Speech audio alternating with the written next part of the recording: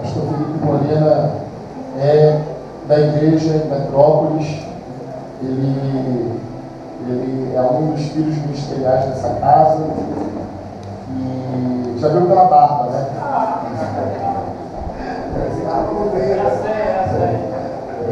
É a senha aqui. A senha é a barba. Mas é casado com a Gisele, está por aí no meio, com as crianças, né? Pega as crianças, ele tem 2 filhos que são corajosos demais. Tiveram 2 crianças, uma atrás da outra, né? E estão ali ralando para poder cuidar dos 2, e é uma ralação. Né? A gente olha por ele, Senhor, dá gás a esse casal, porque eu tenho um e a gente já fica doido, eu fico imaginando 2 pequenos, né? E ele é uma bênção na nossa vida. E eu espero que ele seja bênção na sua vida também hoje, amém? Vamos receber o pastor Felipe, amém? Amém! Amém. Graças a paz. Boa noite. Paz do Senhor. Não sei como é que se cumprimenta lá na sua igreja ou aqui. Mas é um prazer poder estar aqui. Há 2 anos atrás, não aqui nesse lugar, mas no outro prédio, eu estava sendo ordenado próximo dessa mesma data. E nós já desenvolvemos um trabalho em Petrópolis há aproximadamente 3 anos. E estamos lá, começamos com um grupo de convívio dentro de casa, depois saímos com uma salinha menor. Hoje a gente está com um local físico, onde a gente entende que é um QG, né? Um quartel-general, para que a gente receba alimento, treinamento, para pôr em prática aquilo que nós temos pregado, vivido e ouvido, né? Eu confesso que se eu pudesse começar de novo, eu não começaria, porque viver esse evangelho no reino, viver essa mensagem que foi dita aqui de uma monarquia, de um rei, de um governo, ela é muito mais difícil do que ser aquele crente de domingo à noite que a gente é. É muito mais difícil você pregar e ter que viver aquilo que prega. É muito mais difícil você ter que pôr em prática para fazer valer a pregação que você dita no altar no culto de domingo, né? Então, esse evangelho é um evangelho. Uma vez eu tenho um programa, eu escrevi lá em Petrópolis há quase 8 anos. Uma vez eu entrevistei a Baby do Brasil, né? A Baby Consuelo, e conversando com ela, falou assim: ó, o evangelho não é para bunda mole, é para casca grossa. E é uma verdade. Esse evangelho não é para bunda mole, é para quem assume a consciência de que precisa morrer para viver a vontade dele. Amém? Está com a gente, já falou, mas os irmãos de Petrópolis, com muito custo chegaram, aleluia, estavam orando, intercedendo, até um jejum de tarde com vocês. Estão com a gente aí. Saíram lá de Petrópolis para vir para a conferência, para mim ouvir pregar. Quebraram a cara, acharam que ia ser o Alan Basílio, o Luciano Oliveira. Chegou aqui, era eu. Mas amanhã tem outro gente, né? Tranquilo. Amém?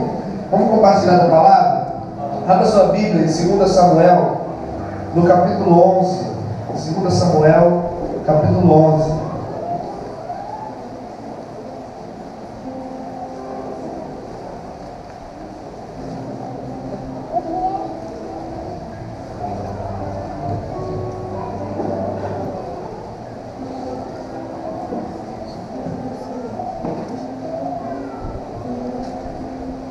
Amém? Diz assim, 2 Samuel, capítulo 11, a partir do versículo 1. E aconteceu que, tendo decorrido 1 ano, no tempo em que os reis saem para a guerra, enviou Davi a Joabe e a seus servos com ele, e a todo Israel, para que destruíssem os filhos de Amon e cercassem Rabá. Porém, Davi ficou em Jerusalém. E aconteceu, à hora da tarde, que Davi se levantou do seu leito e andava passeando no terraço da casa real, e viu no terraço uma mulher que estava lavando, e era esta mulher muito formosa à vista. E enviou Davi e perguntou àquela mulher, e disseram: porventura não é esta Batseba, filha de Eliã, e mulher de Urias, o Heteu? Então enviou Davi mensageiros e mandou trazer. E entrando ela a ele, se deitou com ela, e já ela se tinha purificado da sua imundície.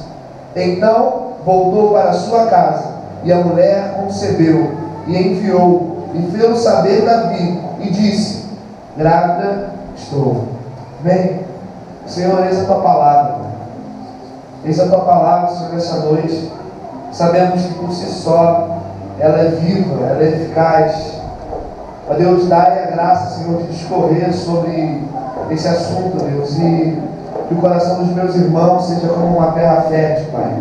E essa palavra como uma semente, que ela possa encontrar esse terreno e frutificar para a tua glória e para o teu louvor, em nome de Jesus. Amém.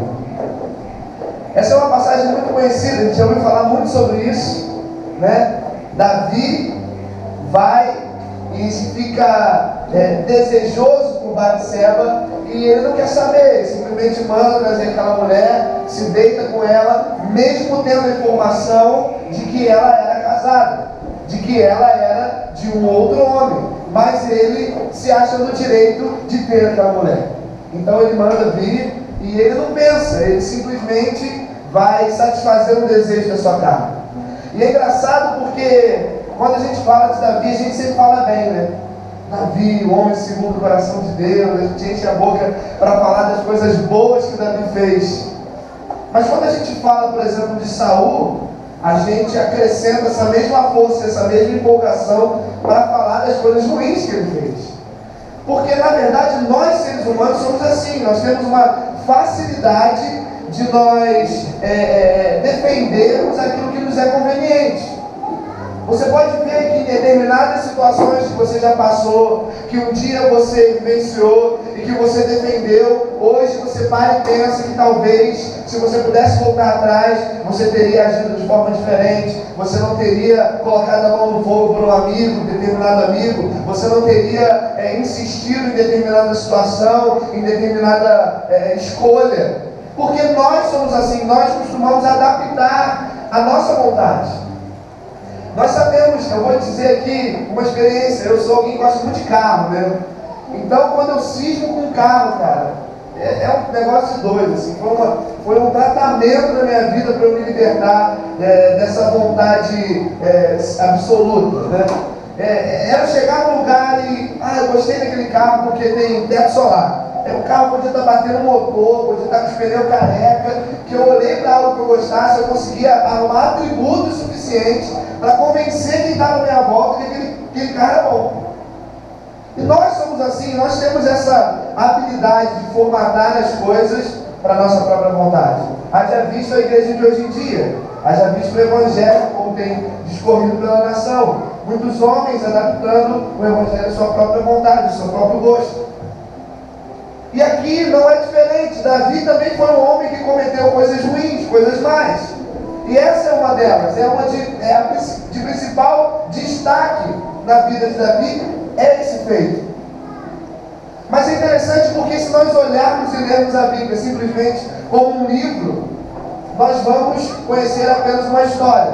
Mas se nós buscarmos a revelação, então será muito mais do que uma história, será muito mais do que um conto. E aqui eu consigo enxergar, entender que Deus usa esses homens da Bíblia para nos mostrarmos quem nós somos. Amém? Estão comigo até aqui? Deus sempre usa os homens da Bíblia para apontar para nós mesmos. Davi e Saul. Um era um homem que tinha sobre a sua vida o governo divino. O outro era um homem que tinha o governo humano. Mas esses dois homens estão apontando para nossas vidas nos dias de hoje. Esses dois homens estão apontando para o que nós temos dentro de nós hoje. Você tem a capacidade de adorar, levantar sua mão, pular, rodar, falar em línguas, cair babando no culto de domingo. E tem a mesma capacidade de xingar alguém no trânsito quando alguém entra na sua frente.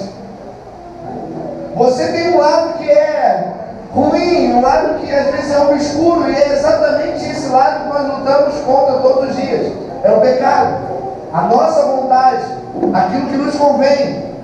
Então, Deus usa esses homens para apontar para a nossa vida nos dias de hoje, amém? Assim como outros. Você pode ver Caim e Abel, a história é parecida, um bonzinho e um ruizinho, né? Igual o desenho animado, que fica um diabinho do lado e um anjinho do outro. É sempre assim. Se você for olhar Isaac e Ismael, Deus está sempre apontando através desses homens para a nossa natureza nos dias de hoje. E não só para revelar quem nós somos, para também revelar quem Ele é. Se você pega, por exemplo, Abraão e Isaac, você tem aqui a representação de Deus e Jesus. Você tem aqui um sacrifício entregue por obediência, fazendo menção justamente ao sacrifício de Jesus na cruz. Então Deus está usando a vida de homens para revelar a nós quem nós somos e quem Ele é.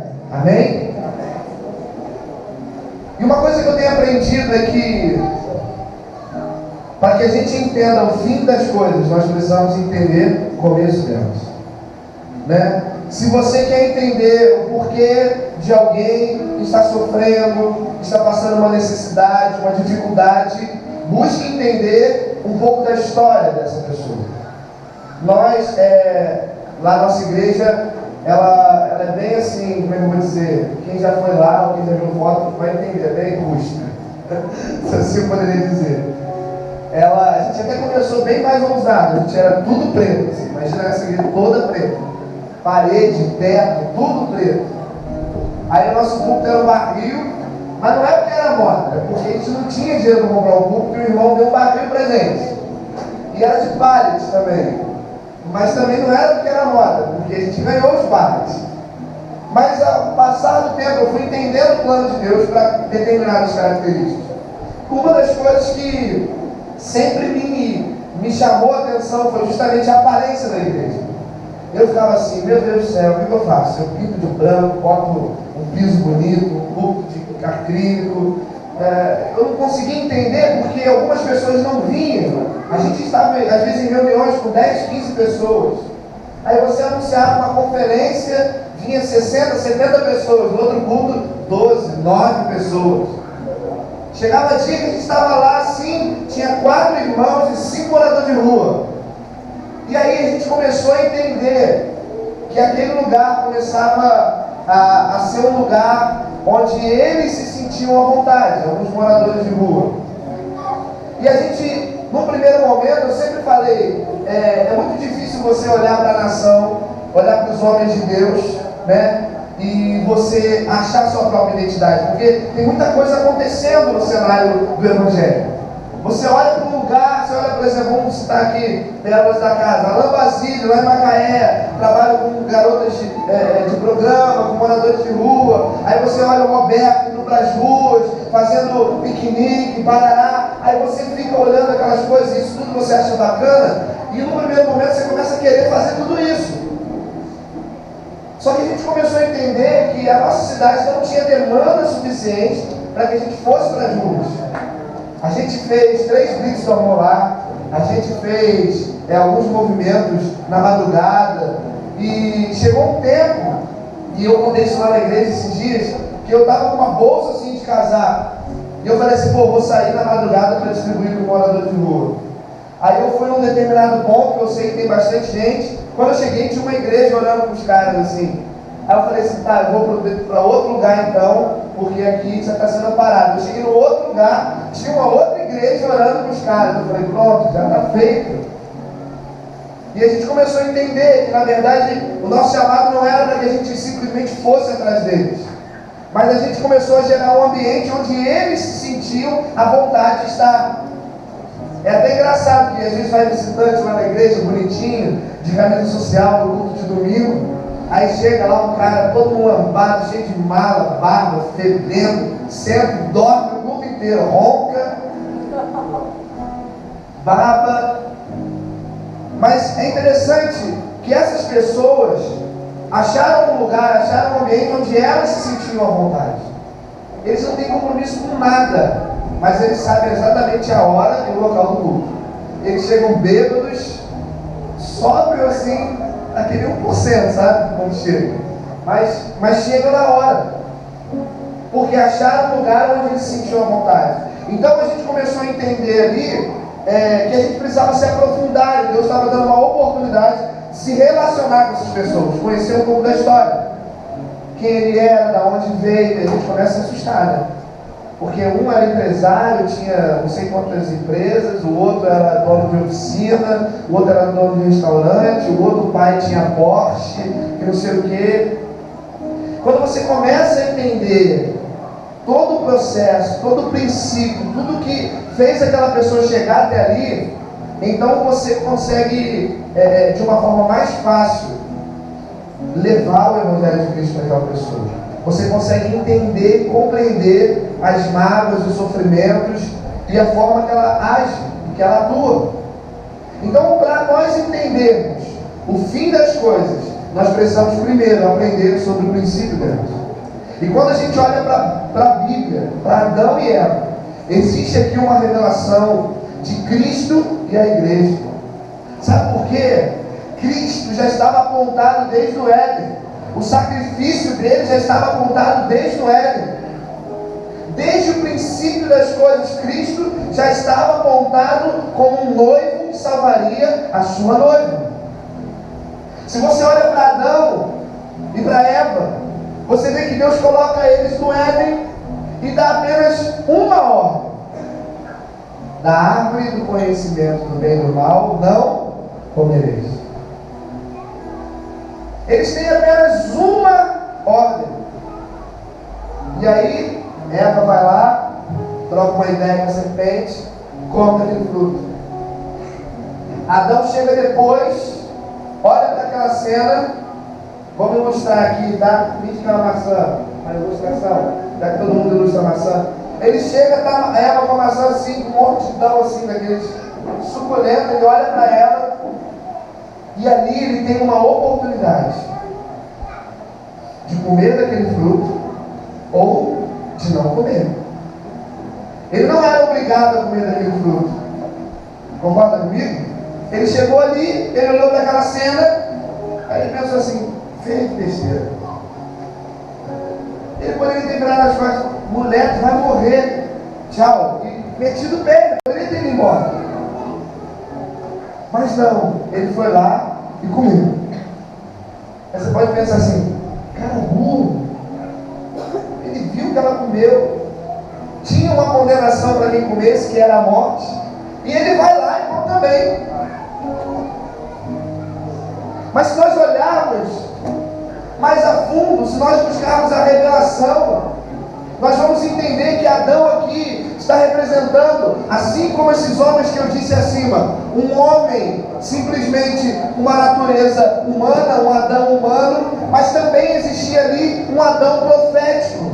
Existe algo bom nessa história, existe algo de proveitoso para mim e para a sua vida, e que aponta o Cristo nessa história. Porque o Adão humano, ele simplesmente, a gente entende ele como ele come, ele peca e ele é expulso do Éden. Mas se nós olharmos para o Adão profético, nós vamos ver além disso. Nós vamos ver que ele olha para aquela cena. Ele não olha simplesmente para uma mulher, ele olha para a sua esposa. Ele olha para a sua esposa. E ele vê Eva naquela situação. Ela comeu daquele fruto. Eu falo, o pessoal não acredita. As histórias de sucesso saíram todas da Bíblia. Romeu e Julieta, já viu? Ele fala: eu não posso deixar essa mulher morrer sozinha. Eu tenho uma aliança com ela. Ela é a minha esposa, nós somos uma só carne. Então eu decido simplesmente comer daquele fruto também, para que eu morresse junto com ela. E aqui há uma revelação, um apontamento. Nós somos como ela, falhamos, pecamos, erramos. Cristo, o segundo Adão, olha para a nossa vida e ele fala: não, eu tenho uma aliança com esse povo, eu vou morrer com ele, para que ele possa ter vida. Eu vou morrer por ele, eu tenho uma aliança de matrimônio. Ou você acha que a Bíblia te chama de noiva à toa? Não é à toa. A aliança de matrimônio pode não parecer nos dias de hoje, mas é a única aliança onde é citada, onde duas pessoas se tornam uma. É um pacto. E o pacto faz isso. Você se envolve de tal forma com o outro, onde não existe mais aquele que era ou você como era. Pega um casal que se divorciou, devolve para os seus pais depois de alguns anos de casamento. Não cabe mais naquela casa. Os costumes não são mais os mesmos. As vontades não são mais as mesmas. Porque um já se adaptou ao outro. Um já se formatou aquilo que o outro é. Eu já estou até gostando da pasta de dente, dar um apertão no meio assim, ó. Eu odiava aquele negócio, foram 6 anos batalhando. Amor, aperta embaixo. Sai do mesmo jeito. Ela aperta no meio. Parece que tem prazer comigo aí. Quando você apertar embaixo vai ficando bonitinho. Na hora de... Hoje eu já estou gostando, porque a gente já sabe, já se juntou naquilo ali. Então quando eu vejo a parte de dente apertada embaixo, eu já falo assim, para lembrar dela, deixa eu dar uma apertadinha aqui no meio. Esse pacto, essa aliança, é o que existe mais forte. E é por isso que a Bíblia chama você de noivo. Não é à toa que fala que um noivo virá buscar sua noiva. A representatividade da noiva no altar. A representatividade sendo recebida pelo noivo. Isso não é à toa, queridos. Não é à toa. Se você for um pouquinho mais para frente, 1 Samuel, capítulo 12, versículo 1.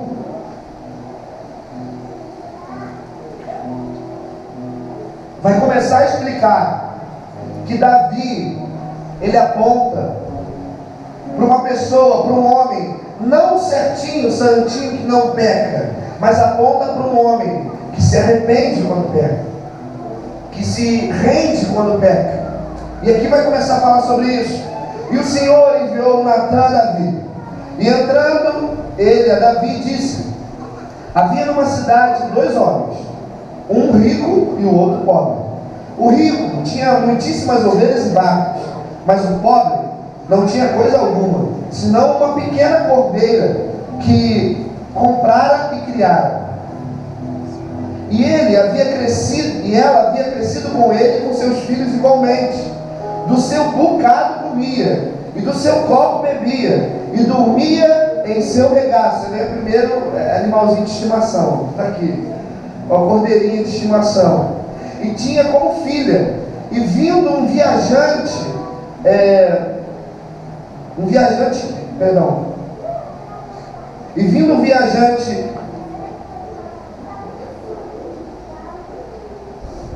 vindo um viajante ao homem rico, deixou de tomar as suas ovelhas e das suas vacas para guisar para o viajante que viera a ele. E tomou a cordeira do homem pobre e a preparou para o homem que viera a ele. Então o furor de Davi se acendeu em grande maneira contra aquele homem. E disse Natã: vive o Senhor, digno de morte é o homem que fez isso. E pela cordeira tornará a dar quadruplicado, porque fez tal coisa e porque não se compadeceu. Então disse Natã a Davi: tu és esse homem. Assim diz o Senhor, Deus de Israel: eu te ungi rei sobre Israel e te livrei das mãos de Saul. Olha a história, ele está contando aqui de um homem rico e um homem pobre. O rico tinha muitas ovelhas, muitas vacas. O pobre tinha uma só de estimação. E aí, chegado um viajante ao homem rico, ele ficou com peninha de pegar uma de suas muitas, e ele manda pegar justamente daquele homem pobre. Só tinha aquela. Natã está contando essa história para Davi. E no meio do caminho, Davi interrompe e fala: cara, chega, esse cara tem que morrer, ele tem que devolver 4 vezes mais. Esse cara aí não conta essa história. Sabe quando alguém vem te contar uma notícia igual que passou na cidade de Alerta? Não, fulano pegou, estuprou. Não, para, não quero saber, não quero ouvir. É assim que Davi reage. E aí Natã, profeta, aponta para Davi e fala: cara, esse cara é você. Olha o que você fez com a mulher de Urias. Olha o que você fez com Urias. Porque Davi quis arrumar um álibi, mas não conseguiu. Então o que ele fez? Mata o cara, porque ele não vai descobrir que ela engravidou de mim. Ele tenta algumas vezes, fala: cara, descansa sair da guerra, vai lá, deita com a tua mulher, faz festa, toma aqui um vinho, leva para lá, vai, toma aqui fundir, você quer dinheiro para sair com ela, toma, vai. Ele tenta de todas as formas fazer com que o Urias deitasse com a mulher dele, para que quando viesse a... Porque não tem, olha só, se tem uma mentira que é idiota, é mentir que está grávida. Mas é uma mentira que tem prazo de validade. Eu não consigo entender como alguém pensou em algum dia mentir que estava grávida. Porque não dá, porque grávida tem essa barriga, grávida tem sintoma de grávida. Então tem prazo de validade. Então Davi estava preocupado com isso. Daqui a pouco vai vir a barriga, vai vir o enjoo, já vai vir os desejos, e aí vão saber que ela está grávida e vão ver, por isso está na guerra, como é que você está grávida, mulher? E aí ele ia pressionar e ela ia acabar soltando. Então ele manda matar. Então Natan vira para Davi e fala: você esse cara, você esse homem rico, que pega do pobre que só tem uma ovelhinha e toma dele só porque você não quis se desfazer de uma das suas ovelhas. Davi ele se ira, mas descobre que aquele homem era ele mesmo. Em Romanos 14, 22, a parte B diz assim: bem-aventurado aquele que não se condena a si mesmo naquilo que aprova. Isso é muito sério. O Michel estava falando ontem aqui de homens que ensinam sobre oração, pregam sobre oração, mas não tem um momento de oração em casa. Se condena naquilo que aprova. A igreja se condena muitas das vezes naquilo que ela mesma aprova. A gente enche a boca para falar hoje numa liberdade que temos. Não, dízimo não é para pastor, não. Tem as obras sociais, tem os movimentos, tem as manifestações, tem isso, tem aquilo. Mas pode procurar que ainda na igreja dos dias de hoje, ainda há pelo menos 40, 50% de inadimplência. Não vou falar inadimplência, que parece uma dívida. Mas ainda há entre 40% e 50% de pessoas que não contribuem. Ficam numa guerra eterna. É lei, é graça. É lei, é graça. É novo, é antigo, é novo. Cara, você não vai vencer essa guerra nunca. Porque não é novo nem Antigo Testamento. Não é lei nem graça, é um princípio. E princípio não muda. Nós vamos lutar eternamente. Vão haver debates eternamente, com proporções maiores ainda. Hoje no Facebook você tem uma expansão da voz dos idiotas. Desculpa os termos. Todo mundo fala o que quer, o que pensa. As coisas ganham proporção assim, em minutos. E às vezes repercutem e simplesmente trazem conceitos deturpados para uma sociedade que ainda não está preparada na formação do seu caráter. Aí você tem crianças, 12 anos, 10 anos no Facebook. Eu não sei nem se mudou isso, mas antes só podia ter com 13 anos. Mas pais vão lá e fazem, e daqui a pouco estão arrependidos. Meu filho não sai da internet. Eu peguei meu filho marcando um encontro. Meu filho se matou por causa de um jogo. Se condena naquilo que aprova. Nós falamos de tantas coisas, mas nós não somos exemplos para essas mesmas coisas. A gente brincou aqui, falou da barba, né? O Luciano na oração falou, né? Porque acha livre porque tem um brinco, uma tatuagem. A gente vai dando guarida para as nossas vontades. E aí você formata um grupo de religiosos antirreligiosos. Você tem ali um grupo daqueles que combatem a religiosidade, mas são mais religiosos do que aqueles que são religiosos mesmo. Olha para as nossas reuniões, olha para os nossos encontros. Eu vou falar de algo que fere em mim, tá? Tem mais selfie do que fruto. Eu estou falando de mim. Porque eu sou uma pessoa da mídia, eu trabalho com TV antes de me envolver nesse negócio de pastorear. Então mídias para mim entre aspas é necessário. Então, mas eu estou tentando me policiar, fugir das intrigas, das discussões, das polêmicas. É meio ruim, porque quando você é polêmico, você fica mais famoso. Você bate, você xinga, você aponta, as pessoas compartilham. Sabe aquele texto feroz que você bota assim, todo mundo compartilha? Aí você bota uma palavra branda lá, de amor, ninguém compartilha aquilo não. Ninguém compartilha, cara.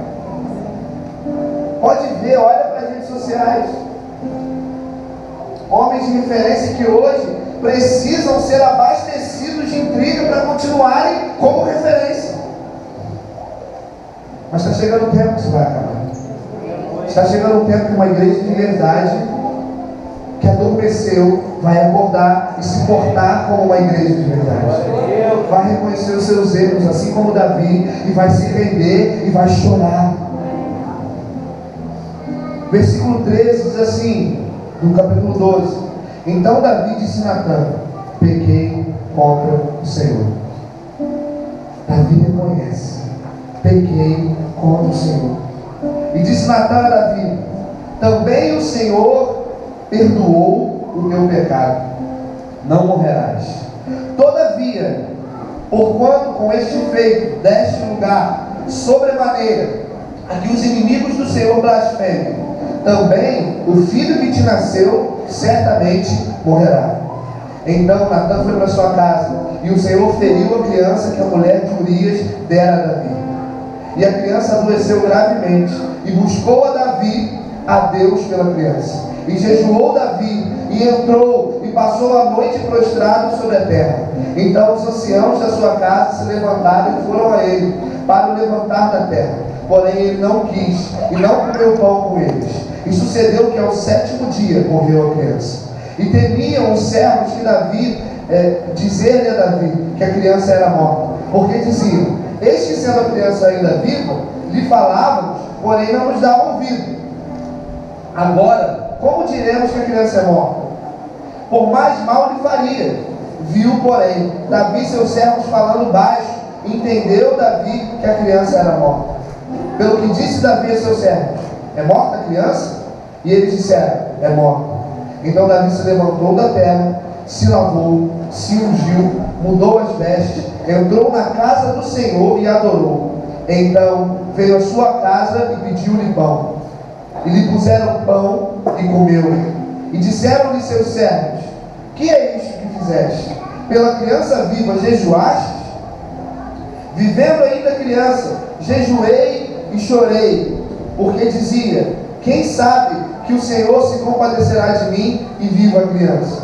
Porém agora que é morta, por que jejuaria eu agora? Poderei eu fazê-la voltar? Eu irei a ela, porém ela não voltará a mim. Olha que cena. Davi reconhece seu pecado.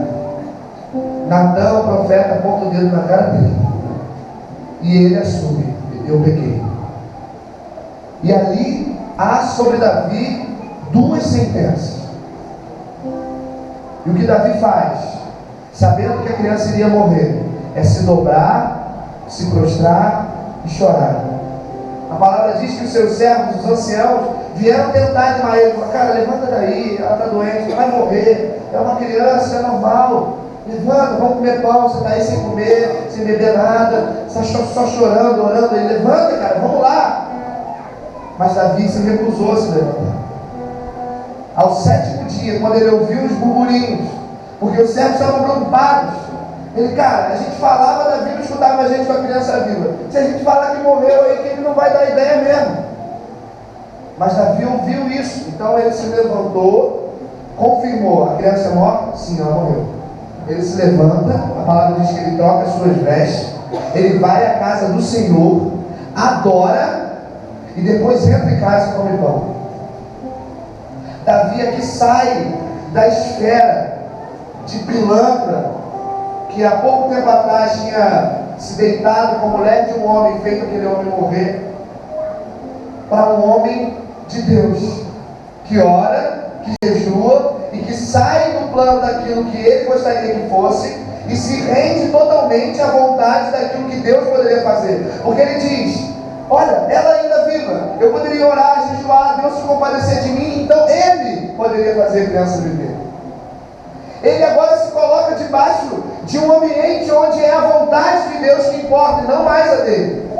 Ele já não está ali traçando mais um jeitinho brasileiro. Ele não está mais ali simplesmente traçando um plano para fazer aquela criança viver. Ele não liga, manda vir os médicos da outra região. Ele não manda vir enfermeiros. Ele não faz nada. Ele simplesmente se dobra e ele se prostra e ele jejua e ele ora.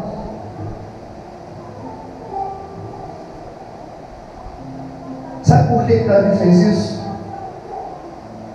Porque quando o profeta Natan apontou para ele, ele liberou 2 sentenças sobre Davi. E uma delas se cumpriu, que era: a criança morrerá. E ela morreu. Então, se a primeira sentença era verdade, a segunda também era. E a segunda era: está perdoado.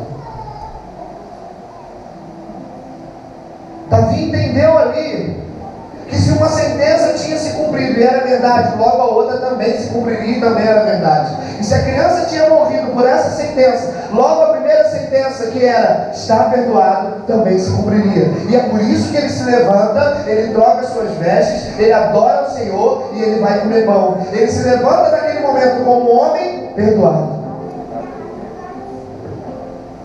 Isso fala de nós mesmos nos dias de hoje. Saímos de uma denominação magoados, chateados, brigados, ofendidos. Deixamos a barba crescer. Aprendemos uns louvores com 4 notas, que é bom pra caramba. E vamos caminhando, carregando um fardo de que ainda não estamos perdoados. Somos sempre culpados. Temos sempre o peso de culpa, porque não nos levantamos como homens perdoados. Não conseguimos colocar uma nova roupa, porque não nos sentimos perdoados. Não conseguimos adorar o Senhor, porque não nos sentimos perdoados. Não conseguimos ter plena comunhão com os irmãos, porque não nos sentimos perdoados. Tem uma frase que o Luiz fala muito sobre isso. Eu acho que é o Luiz. Você nunca vai se sentir... o Anderson Bonfim. Você nunca vai se sentir parte de algo que você não se deu por inteiro. Sabe quando o pessoalzinho da igreja sai e você sente um peixinho para dar? Sabe quando o louvor está comendo sono e você não consegue levantar a mão e adorar? Sabe quando você está em casa e não consegue abrir a Bíblia, não consegue orar? É porque você ainda não recebeu e não entendeu o perdão de Deus sobre a tua vida. Você não entendeu que esse noivo está disposto a morrer por sua noiva, a igreja, e ele morreu por ela. Ele se entregou por ela, como Adão no Éden. Ele olhou aquela cena, ele tinha a oportunidade de não comer da maçã. Jesus poderia não ter morrido por você, mas ele tomou, porque ele tem uma aliança de matrimônio contigo. Porque ele tem uma aliança contigo. E é sobre isso, é sobre essa mensagem que eu queria falar com você hoje. Eu confesso que nesses dias eu fiquei muito aflito, angustiado. Falei, cara, eu vou pregar lá em Cabo Frio. Acho que você nunca me viu pregar. Eu falo com ele, tu é doido, meu veludo nunca me viu pregar assim ao vivo. Importante que eu fiquei assim, falei, cara, e vai ter gente, é conferência, vai ter pastor do Maranhão, gente galáctica lá. Falei, o que eu vou pregar? Eu peguei meus esboços, eu olhei todos os esboços assim, eu falei, cara, mas Deus, me dá aquele top assim. É igual o culto de domingo, você tem 2 palavras, uma top e uma assim, não que a palavra não seja top. Aí você fala, aqui mais ou menos eu vou pregar dia de semana que vem menos gente, a top e acaba no domingo. Não mente não, que eu sei que contigo é assim também. Aí eu fiquei lá assim, meu Deus, que palavra, o que eu falo? Ele falou, Deus falou comigo, cara, eu te chamei para simplicidade, você não precisa ser alguém fora de você. A gente só precisa ser nós mesmos. Cada um a sua identidade. Porque somos corpo. E cada um membro tem uma função. O mais ínfimo membro que você acha que não serve para nada, serve para alguma coisa. Eu sempre conto de uma pessoa que eu conheci que perdeu o dedo mindinho no acidente de moto. E esse cara simplesmente desaprendeu a andar, ele perdeu o equilíbrio do corpo por falta do dedo mindinho. Eu achava que só servia para dar na quina dos móveis. Não, ele tem a sua função. Você olha, você passa a vida inteira. Se você não perder ele, você vai achar que ele não serviu para nada a vida inteira. A unha é ruim de cortar, quando cresce a unha ali.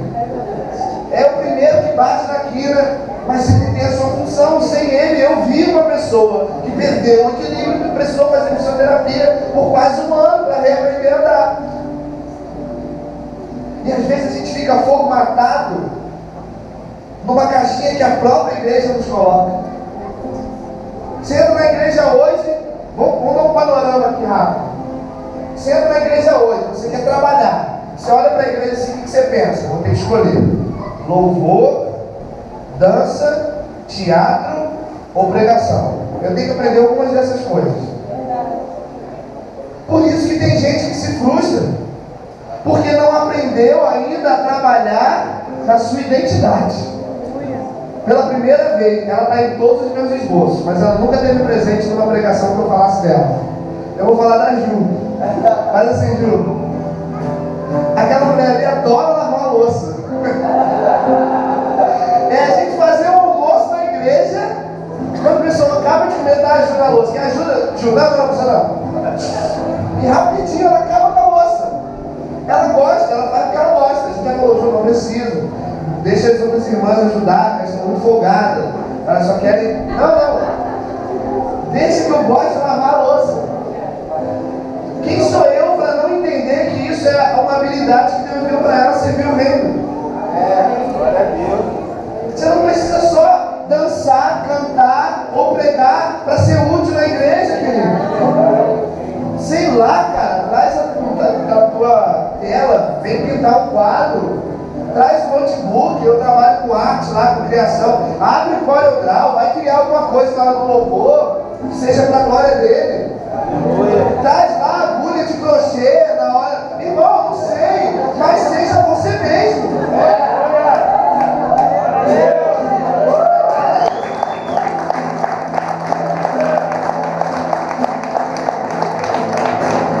A gente perde muito tempo tentando ser uma coisa que a gente não é.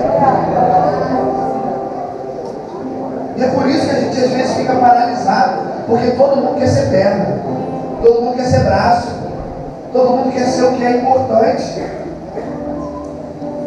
E nem sempre aquilo que aparentemente é mais importante é o que de fato sustenta, é o que de fato é mais necessário. Todo mundo quer ser mão, mas o que seria da mão sem o antebraço, sem o cotovelo? Você está entendendo? Sem os ligamentos. Existem coisas por trás das coisas. Eu queria ser famoso como o Luiz Hermínio, prega em todo lugar, ganha carro, ganha roupa.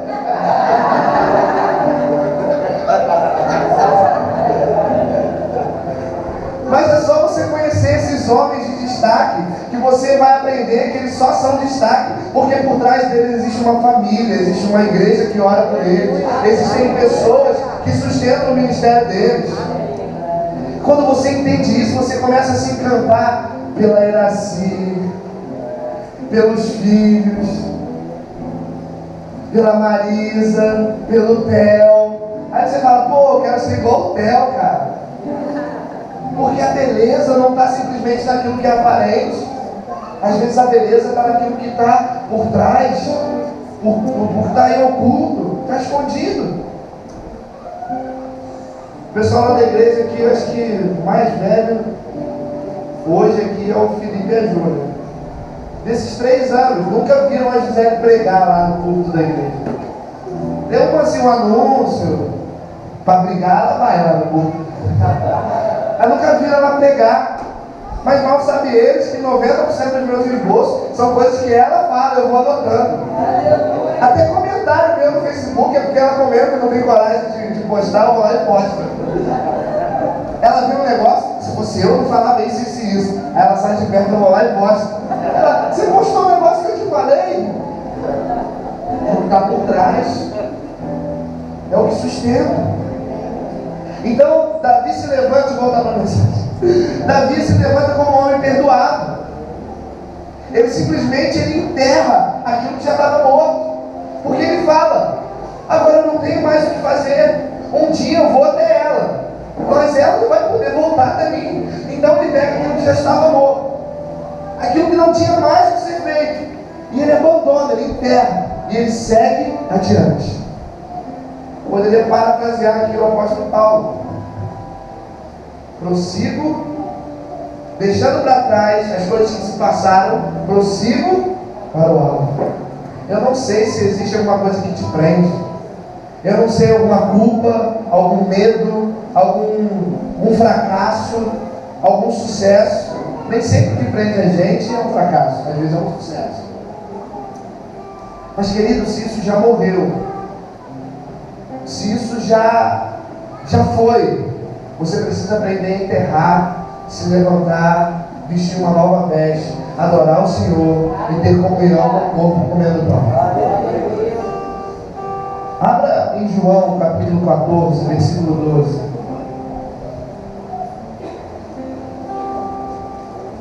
Fosse o Luiz Henrique, tinha quem adorei aqui.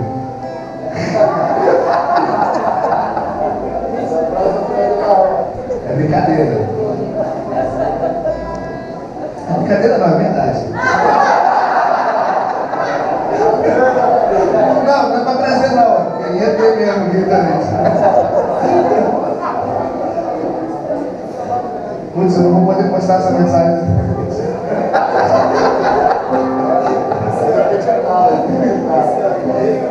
Ainda bem que o editor sou eu. Ah não, aquela ali ainda. João capítulo 14, versículo 12. Eu afirmo a vocês que isto é verdade. Quem crê em mim fará as coisas que eu faço e até maiores do que estas. Pois eu vou para o meu Pai, e tudo que vocês pedirem em meu nome, eu farei, a fim de que o Filho revele a natureza gloriosa do Pai. Eu farei qualquer coisa que vocês pedirem em meu nome. Amém? Se você está trabalhando para Ele, então você será grande mesmo sendo pequeno. Eu me lembro que uma vez eu liguei para o Alan e eu falei: Alan, tem um camarada aqui que já está congregando com a gente há 1 ano. Ele é morador de rua. E o cara dá vacilo toda hora, dá calote no irmão da igreja, a gente ajuda, a gente levanta oferta, a gente cuida, a gente bota no abrigo, a gente faz isso. E o cara não muda. Eu falei: o que eu estou fazendo de errado? Aí ele falou assim: está querendo que ele mude. Porque na verdade Deus está mudando é você e não ele. Ele para de querer fazer com que ele mude. Pode ser que ele morra e não mude. A diferença vai estar no quanto você consegue continuar amando esse cara, mesmo ele não mudando. Aí a gente desistiu de mudar ele. E a gente começou simplesmente a se relacionar, a amar. E é uma grande verdade, às vezes a gente se esforça. A gente vê um movimento, vamos aprender a gostar de morador de rua. Querido, você não precisa aprender a gostar de morador de rua. Você precisa aprender a amar gente. Porque se é morador de rua, se é garoto de programa, se é um bilionário, se é um pastor, cara, vai ser a mesma coisa se você aprende a amar gente. Você não vai precisar botar uma máscara: ah, eu trabalho com moradores de rua. Não vai. Nós precisamos entender isso. Independente do tamanho da sua igreja, do seu ministério, independente de quantas pessoas você cuida, se você está trabalhando para o Senhor, então você fará coisas grandes para Ele. Uma vez eu liguei para o Luciano: ó, vai fazer 3 anos e a gente veio numa, como é que fala, uma batalha decrescente? Decrescente. A gente reuniu em casa, dava 40 pessoas, agora a gente tem uma igreja, dá 15. Eu falei: o que eu faço, cara? Ele, não, cara, tá tranquilo, tá no caminho certo. Aqui em Cabo Frio foram 10 anos com 15 pessoas, 20 pessoas. E aí a gente começa a desprender disso, minha igreja vai crescer, meu ministério vai despontar. Não, aí a gente começa a ver as grandes coisas que Deus faz em meio aos pequeninos, em meio àquele grupo pequeno, pessoas transformadas, casamentos restaurados, vidas libertas de vícios, pessoas desenvolvendo o seu chamado, o seu ministério. Isso não tem preço, querido. Talvez numa igreja grande a gente não veria tão de perto a mudança das pessoas. Aí hoje eu dou graças a Deus que lá não tem 100 pessoas, porque eu não dou conta de 20. Eu já fico pedindo arrego, ajuda. Eu fico querendo consagrar o pastor tudo quanto é lado para me ajudar. Alguém me ajuda? Mas é porque quando você se envolve, quando você se coloca por inteiro, e aí você começa a entender o princípio, você começa a entender aquilo que é fundamento, não tem jeito, você acaba se envolvendo, e você chora junto, e você sorri junto, e você se alegra junto, vibra junto. É isso.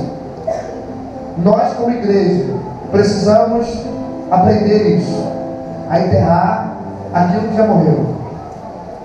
Se eu fosse contar aqui quantos membros a gente já teve, talvez a gente teria uma igreja quase igual a essa. Grande. Muita gente entra lá querendo achar o Luciano, o Lucianinho. É o Nevan, ele entra lá. Eu ia na outra de baixo, da volta.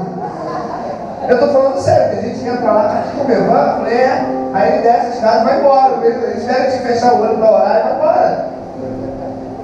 Porque são pessoas que estão se importando com a estrutura. Aí eu falei para ele, agora todo mundo tem culto de pallet, tem barril como culto também, agora todo mundo tem parede preta. Gente, chegou a hora de a gente fazer uma campanha, botar um porcelanato, pintar de branco.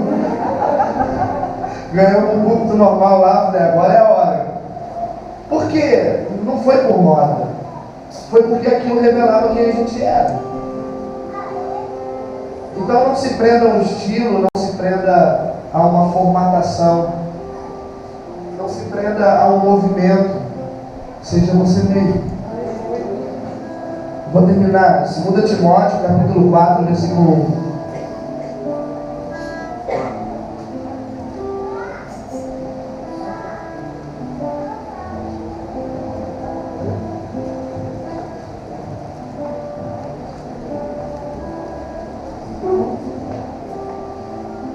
Timóteo, capítulo 4, versículo 1 diz assim: na presença de Deus e de Cristo Jesus, que há de julgar os vivos e os mortos por sua manifestação e por seu reino, eu o exorto solenemente, pregue a palavra, esteja preparado a tempo e a fora de tempo, repreenda, corrija, exorte com toda a paciência e doutrina, pois virá o tempo em que não suportarão essa doutrina.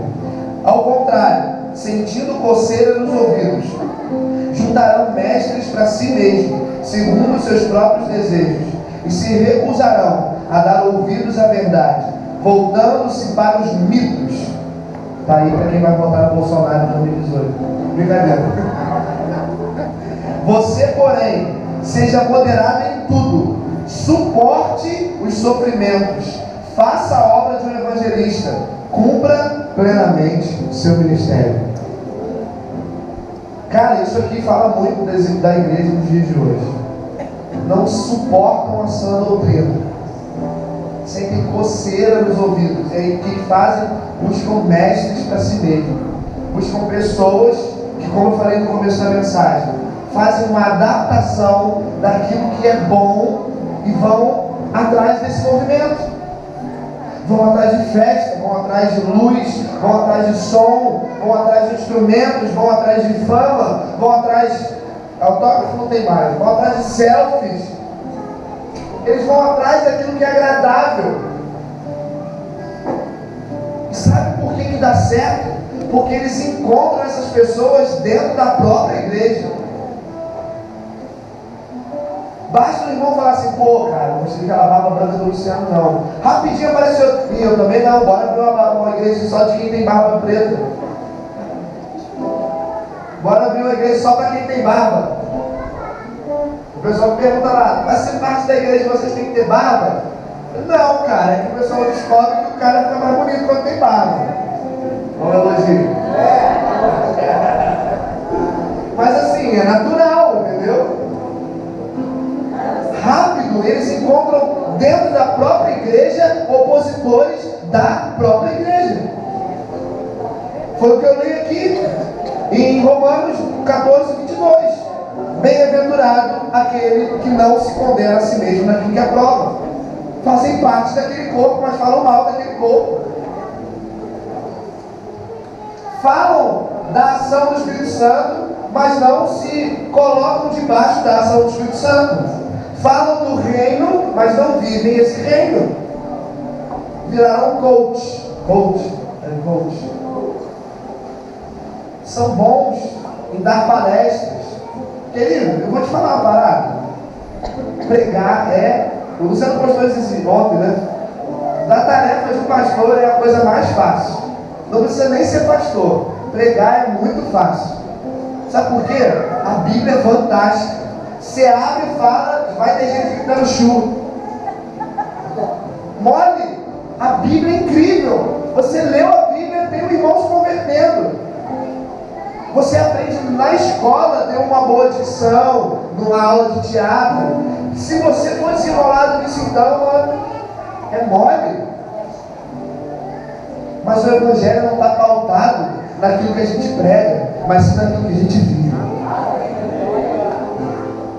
Eu tenho o maior medo de pregar algumas coisas, porque eu sei que eu vou ser provado naquilo, eu vou ser pregado naquilo.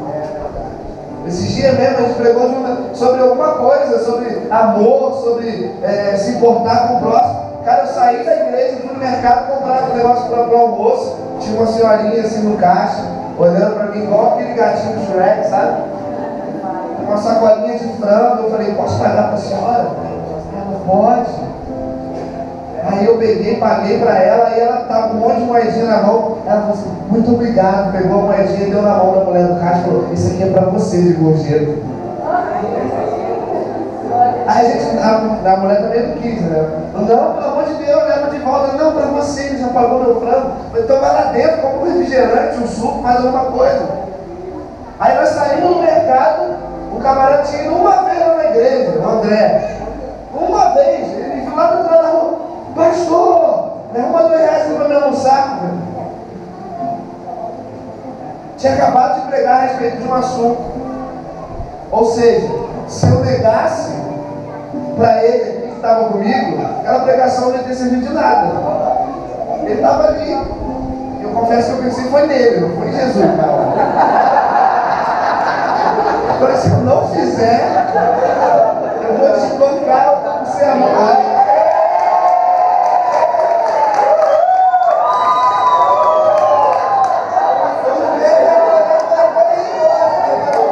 Vou até beber agora, né?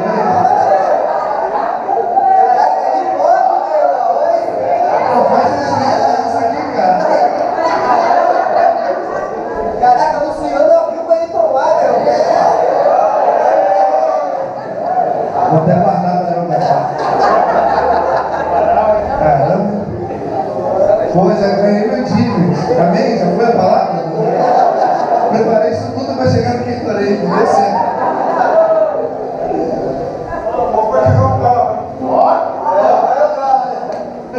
Ó, tá bem gachado aqui. Pode vir. Mas é isso, irmão. A gente precisa aprender a amadurecer e a sermos responsáveis, se posicionar nos lugares que Cristo já conquistou para a sua igreja. Às vezes a gente não assume as cadeiras daquilo que é para que nós façamos, porque a gente fica cheio de milímetros, cheio de medinhos. Ah, mas eu não estou preparado. Cara, nenhum deles estava, nenhum apóstolo, nenhum discípulo estava preparado. Jesus ia no caminho e falava assim, ó, faz o seguinte, vai pelo caminho, batizando e ensinando.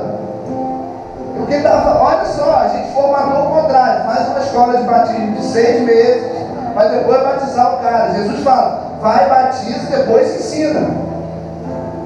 Ou seja, pega quem está despreparado, ordena esse cara, mesmo sem ter ouvido ele pregar uma vez.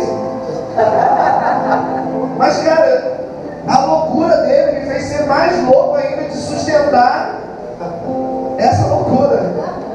Você está entendendo? É mais ou menos isso, vai pelo caminho, batizando e ensinando.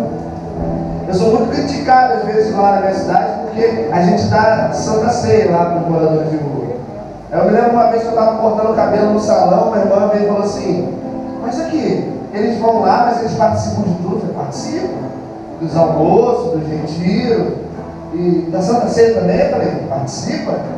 Aí, ó, não pode. Aí eu falei: por que não pode? Não, a ceia só para quem foi batizado. Aí eu falei assim: e pode batizar quando? Não, só pode batizar depois de se converter de verdade. Eu falei: então você não pode ir lá para a igreja não, porque a gente batiza sem se converter, dá ceia antes do batismo. Cara, a Bíblia fala: meu corpo é verdadeiramente comida, meu sangue é verdadeiramente bebida. Jesus falando: aquele que come e bebe tem parte comigo. Aí eu quero que o cara chegue para Jesus, mas eu privo ele daquilo que faz ele ter parte com Cristo. Eu pego o irmãozinho que foi lá e caiu com a namorada, eu boto ele de disciplina, eu tiro a ceia dele. Fala: cara, eu vou te afastar um pouquinho mais de Jesus. O sexo que você fez não te afastou, eu vou te afastar mais. Pelo contrário, a disciplina vai ser vir aqui na igreja, cear todo dia comigo. Vai trazer um pão inteiro todo dia, vai dar uma garrafa de Aurora. Todo dia. Vou te levar de volta para Cristo. A gente está invertendo os papéis. Sabe por quê? Foi o que o Michel falou aqui ontem. Quando a gente ora por alguém, a gente termina e fala amém. E não pergunta se foi curado. Porque a gente tem medo de Jesus não fazer. Então a gente vai invertendo as responsabilidades, porque a gente tem medo de não acontecer e o crédito ruim vir para nós. Cara, ele morreu numa cruz. Ele foi cuspido, humilhado, chicoteado, xingado. Ele foi exposto ao ridículo ao extremo. Fica tranquilo, cara. Se não der certo, ele aguenta essa bronca. É ele que é o responsável. Mas aí a gente quer fazer a nossa parte e fazer a parte dele também. Eu fiquei encantado quando eu ouvi uma vez a mensagem que não adiantava só orar, era necessário se levantar e fazer alguma coisa. Você precisa fazer a sua parte, você precisa fazer a sua parte, mas você precisa entender que o Espírito Santo ainda tem a parte dele. É ele quem convenceu. Você só precisa amar. Ah, mas se entrar um homossexual na igreja, vai lá, dá água para ele, arruma um lugar para ele. Aí perguntaram isso um dia lá na minha casa: pastor, e se entrar um homossexual na igreja? Eu falei: normal. Não, mas daqueles assim, com a unha pintada, de sainha. Adivinha o que aconteceu no outro culto? É isso. Aí o que eu lembrei? Jesus? Não, os irmãos lá em casa. Vamos lá, senta aqui. Quer uma água? Nosso papel é amar. Aí o viciado, ele continua vindo na igreja, ele toma ceia, mas ele continua usando droga. Ama esse cara. Quem convence do pecado não é você, é o Espírito Santo. Você pode ser um Natan na vida dele. Mas quer que eu vou te contar uma história? Vou contar uma história aqui rapidinho, vou acabar. Mas essa aqui eu preciso contar. Um pastor amigo meu lá em Petrópolis, uma ovelha dele estava me contando que ele tinha um amigo, e esse amigo era viciado em droga. E ele falou: pastor, eu tenho um amigo viciado em droga, eu precisava de que você desse um aconselhamento para ele. Vou contar se possível, porque eu não dá para ajudar. Ele sabe da história. Ele falou assim: não, fala com ele que eu vou atender ele. Que dia que ele pode, a hora que ele pode. E aí ele falou assim: não, olha, ele pode estar o dia, tal hora. Aí, beleza, pastor, manda ele vir aqui na igreja, eu vou estar esperando ele no gabinete. Aí o camarada chegou. Ele falou assim: fecha a porta. Aí o cara fechou a porta. Aí: oi, pastor, tudo bom? Ele: tudo bem. Aí o pastor falou assim: tira a calça aí. Ele: por quê? Tira a calça aí, cara. A gente vai ter relação. Tá doido, pastor? Tá maluco? Esse pastor é maluco? calça aí, cara. Aí o cara ficou assim assustado. Aí ele, tô brincando, senta aí que eu quero falar contigo. Ele falou, por que você não ia querer tirar? Eu sou homem, eu sou macho. Ele falou, porque é a sua natureza, não é? Não é da sua natureza fazer isso contra o homem, não é? Ele falou, é. Então, também não é da sua natureza usar droga. Resumindo, esse cara hoje está na igreja, fluindo pra caramba. Lógico, foi um confronto, mas depois disso houve muito amor. E ele continuou indo naquela igreja usando droga. E a igreja continuou amando ele. Até um dia que ele entendeu que as drogas não faziam bem no tempo que o Espírito Santo habitava. Ele falou, cara, eu não quero mais. E ele largou isso. E é assim. É simples, às vezes é duro, mas é eficaz quando ele faz. Amém? Vamos colocar de pé? Enquanto eu tomo mais um pote de queijo.